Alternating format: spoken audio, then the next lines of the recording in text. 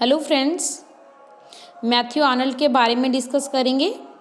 Victorian age से belong करते हैं, ये विक्टोरियन एरा के राइटर हैं।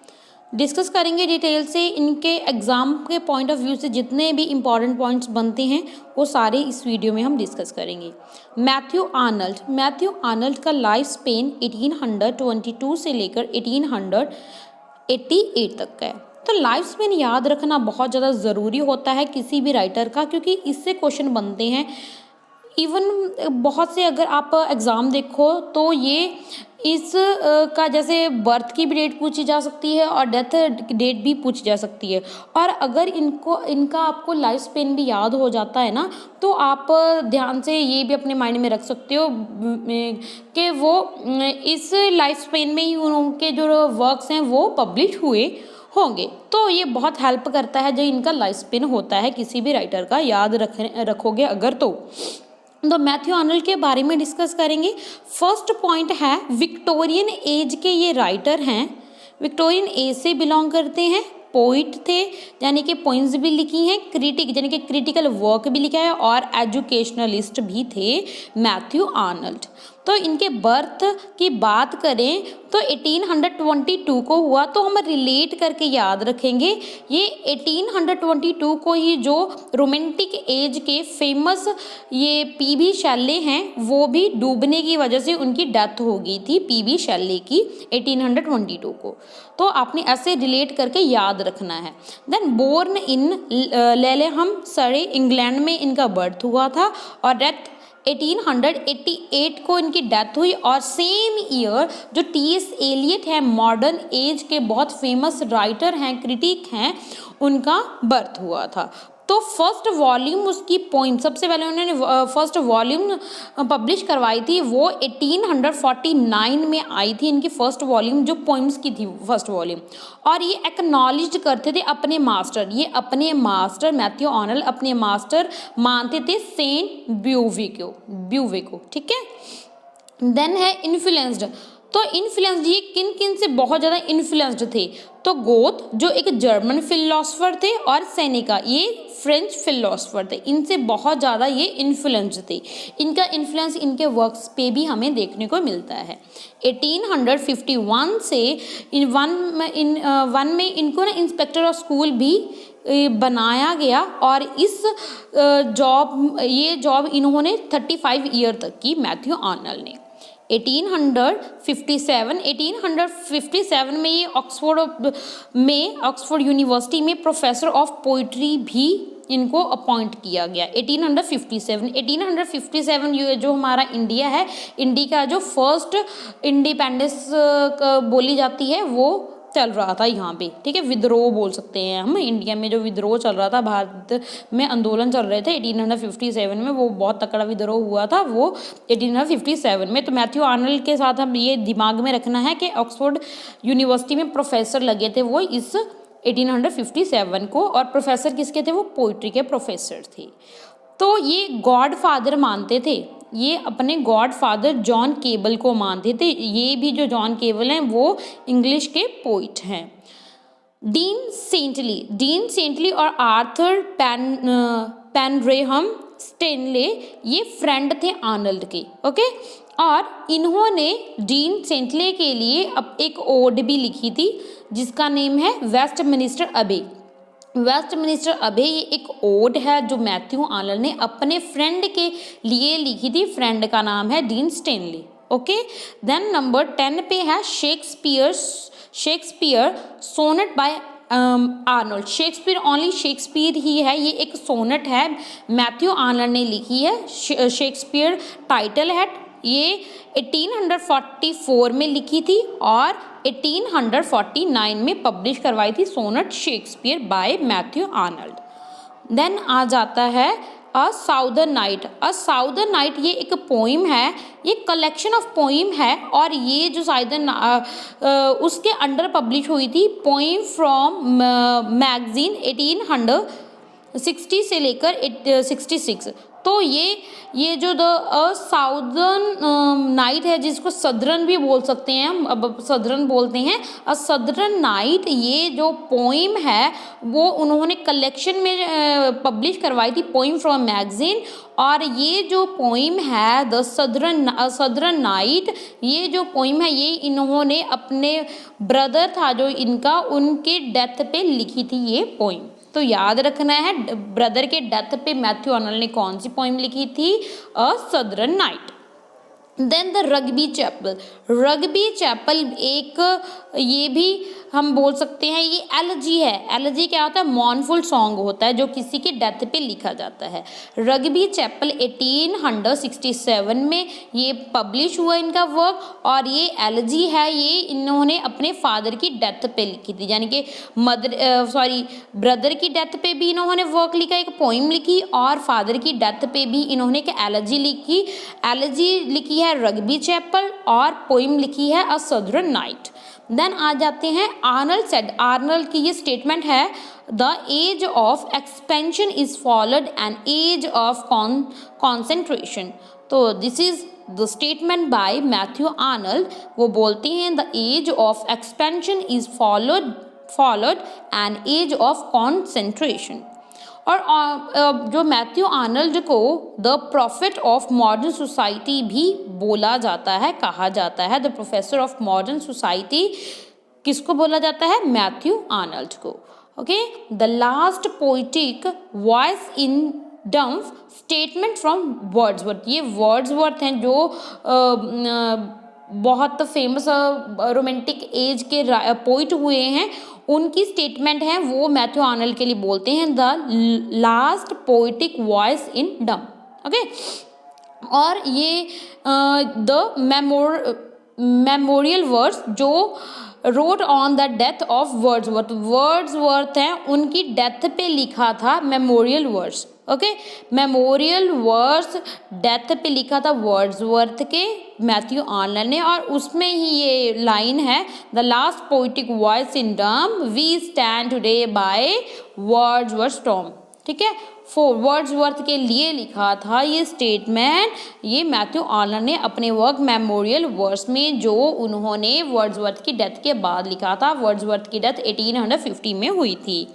आर्नल्ड्स व्यू ऑन लिटरेचर, आर्नल्ड के जो लिटरेचर के प्रति व्यू हैं वो क्या बोलते हैं, वो बोलते हैं जो लिटरेचर शुड बी सीरियसनेस, वो बोलते हैं जो लिटरेचर में सीरियसनेस होनी चाहिए, और जो पोइट्री है वो ग्रैंड स्टाइल में होनी चाहिए। क्योंकि ये क्रिटिक भी थे, उन्होंने ये व्यूज़ दिए हैं कि जो लिटरेचर है उसमें सीरियसनेस होनी चाहिए और पोइट्री एक ग्रैंड स्टाइल में होनी चाहिए।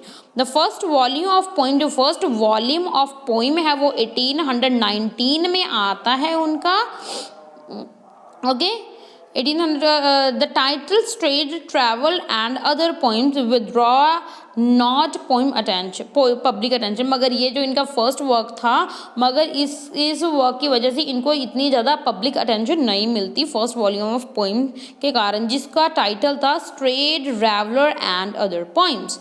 ओके, सेकेंड वॉल्यूम था इनका, वो था एम्पीडोकल्स on Etah and other poems. Empedocles on Atta and Other Poems, this is the second volume by Matthew Arnold जो 1852 में आया था। This also withdraw because Arnold not satisfied with title, because ये जो इन्होंने जो सेकेंड वॉल्यूम ऑफ पोइम्स था, इससे भी वो खुद ही सेटिस्फाइड नहीं थे बिकॉज ऑफ इट्स टाइटल, क्योंकि इनको ही अच्छा नहीं लग रहा था इसका टाइटल, सो इन्होंने इसको भी विदड्रॉ कर लिया। ओके, देन जो रॉबर्ट ब्राउनिंग है, जो मास्टर ऑफ ड्रामेटिकल मोनोलॉग माने जाते हैं, ये भी विक्टोरियन एज के बहुत ग्रेट राइटर हुए हैं रॉबर्ट ब्राउनिंग। तो उनकी रिक्वेस्ट पे इन्होंने इसको रीपब्लिश करवाया था सेकेंड वॉल्यूम को, एम्पीडोकल्स ऑन एथना एंड अदर पोइम्स को 1867 में पब्लिश करवाया था, 52 में नहीं करवाया था, ये 1867 में करवाया था रॉबर्ट ब्राउनिंग की रिक्वेस्ट पे। देन आ जाता है मिरोप, ये एक ट्रेजेडी है, 1858 में इन्होंने लिखी थी मिरोप। देन न्यू पोइम्स 1867 इंक्लूड्स इम्पेडिकल्स जो इनका जो वर्क था उसमें उसकी भी पोइम्स इसमें इंक्लूड कर दी थी। Okay, lecture on translating Homer, तो ये लेक्चर भी लिखे थे उन्होंने होमर की ट्रांसलेटिंग भी, क्योंकि ये हमने बात की थी ना ऑक्सफोर्ड यूनिवर्सिटी में ये क्या थे, प्रोफेसर भी थे पोइट्री के, इसीलिए ये लेक्चर भी देते थे। और ये होमर पे जितने भी उन्होंने होमर के वर्क के ऊपर लेक्चर दिए थे वो इसमें पब्लिश हुए 1861 में। Then he developed the touchstone method. Touchstone method बहुत ज़्यादा इम्पॉर्टेंट टर्म है जो मैथ्यू आर्नल्ड ने दी है, और ये इस टर्म से क्या मतलब है वो बोलते हैं जो कोई भी जो पोइट्री है, कोई भी वर्क है, उसको हमने जज करना है, तो वो जज करने का तरीका किस तरीके से हम उस पोइट्री को जज करते हैं, उस मेथड को टचस्टोन मेथड बोलते हैं। तो इनके अब मेजर वर्क्स की बात करेंगे, तो मेजर वर्क्स में सबसे पहले मोस्ट इम्पॉर्टेंट वर्क आ जाता है, that is Dover Beach. Dover Beach इनका फेमस वर्क है, 1867 में ये इनका वर्क आता है। Then the Scholar Gipsy, then Rugby Chapel, ये जो एक एलजी पोइम है अपने फादर की डेथ पे लिखी थी, 1867 में ही लिखी थी। कल्चर एंड एनार्की 1867 में ही आया, और ये एक ऐसे था पॉलिटिकल एंड सोशल क्रिटिसिज्म पे, ये एक ऐसे था Culture and Anarchy. Then Thyrsis, it is also very important work। Thyrsis 1867 में ही आया, ये इनका फ्रेंड थे आर्थर ह्यू क्लॉ, ये इनकी डेथ पे इन्होंने थायरसिस लिखा था। On the death of a Celtic literature 1867, आप देख ही रहे होंगे कि इन्होंने ज़्यादातर जो अपने वर्क हैं 1867 में ही पब्लिश करवाए थे। तो ऐसे ऑन क्रिटिसिज्म ये एक प्रोज वर्क है। ओके, ये फर्स्ट सीरीज 1863 में और सेकंड सीरीज 1888 में आई थी, और 1888 में इनकी डेथ हो गई थी। और हमने एक और भी देखा था, टी.एस. एलियट का बर्थ हुआ था। शराब एंड रुस्तम इनका फेमस वर्क है। Stray, reveller and other poems, southern night के बारे में हमने पहले भी डिस्कस किया है। ये क्या है, ये पोइम लिखी थी जब इनके ब्रदर की डेथ हो गई थी, तब लिखी थी इन्होंने ये पोइम अपनी। देन प्रोज वर्क भी लिखा था। प्रोज में क्या आ जाता है, इंग्लैंड एंड इटालियन क्वेश्चन 1859 में, on translating Homer, 3 lecture given at Oxford पे जितने भी इन्होंने 3 लेक्चर्स दिए थे उन पे ये जो वर्क इनका पब्लिश होता है 1861 में। Discoveries in America, education department 1886। ऐसे ऑन मिल्टन भी इन्होंने लिखा है मैथ्यू आर्नल्ड ने। ओके, और एक शेक्सपियर करके भी इन्होंने एक सोनेट लिखी थी। ओके, यानी कि जो हम बोले इनका हम ताल्लुकात है ना वो शेक्सपियर के साथ भी था। शेक्सपियर के ऊपर इन्होंने सोनेट लिखी है, ऐसे लिखे हैं मिल्टन के ऊपर, और वर्ड्सवर्थ के ऊपर भी इन्होंने उनकी डेथ पे भी उन्होंने वर्क लिखा था मैथ्यू आर्नल्ड। ओके, डोवर बीच के बारे में थोड़ा सा देख लेते हैं। डोवर बीच एक लिरिकल वर्क है, लिरिक है। तो ये इसमें क्या है, वो जो ओपनिंग लाइन है वो बोलते हैं द सी इज काम टुनाइट। जो सी है वो आज बिल्कुल शांत है। ये एक मेलंकली पोइम है, सैड पोइम है। पैथेटिक फैलेसी है इसमें। Use of imagery, similes and personification use किया गया है। इमेजरी यूज की गई है, सिमिलीज यूज की गई है, और पर्सोनिफिकेशन, ये सारे ये जो टर्म्स हैं ये सारी इन्होंने अपने इस वर्क में यूज की हैं। और ये एक ड्रामेटिकल मोनोलॉग है। ड्रामेटिकली मोनोलॉग क्या होता है, मोनोलॉग होता है जो एक ही बंदा बोलता है और साइलेंस ऑडियंस या रीडर सिर्फ उसका ऑडियंस सुनता है। ओके, तो स्पीकर कौन है इसमें, स्पीकर पोइट हिमसेल्फ, वो पोइट ही है। और लिसनर बताया है जो न्यूली वेड इनकी वाइफ है वो लिसनर होती हैं। ये बोला जाता है इन्होंने ये पोएम तब लिखी जब ये शादी के बाद अपनी वाइफ के साथ हनीमून पे गए थे, तब ये इन्होंने पोएम लिखी है। तो Arnold believed in art for life sake. तो अगर एस्थेटिक मूवमेंट को अगर हम देखें तो एस्थेटिक मूवमेंट वाले मानते हैं art for art sick, but Arnold का बिलीव था art for life sick. Okay, मगर हमने देखा ये जो पैटर बिलीव करते थे आर्ट फॉर आर्ट सेक, मगर जो आर्नल्ड है वो आर्ट फॉर लाइफ सेक पे बिलीव करते थे। वो बोलते थे, आर्नल्ड बोलते थे he believed in return to classical value. वो बोलते थे कि हमें रिटर्न करना चाहिए classical values. He denounced romantics for ignoring classical writers. तो वो जो रोमांटिक्स को ये भी डिनाउंस करते हैं उनके ऊपर के उन्होंने क्लासिकल जो राइटिंग है वो उनको इग्नोर कर दिया है।